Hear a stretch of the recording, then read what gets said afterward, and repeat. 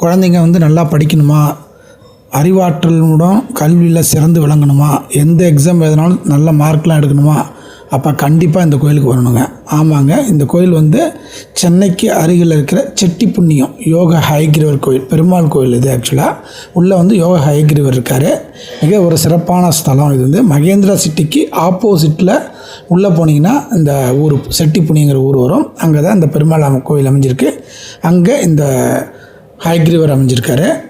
மூலவர் வந்து பார்த்திங்கன்னா உங்களுக்கு ஸ்ரீ தேவநாத பெருமாள் யோக ஹயக்ரீவர் தனி சந்நிதியில் அருள்பாலிக்கிறார்.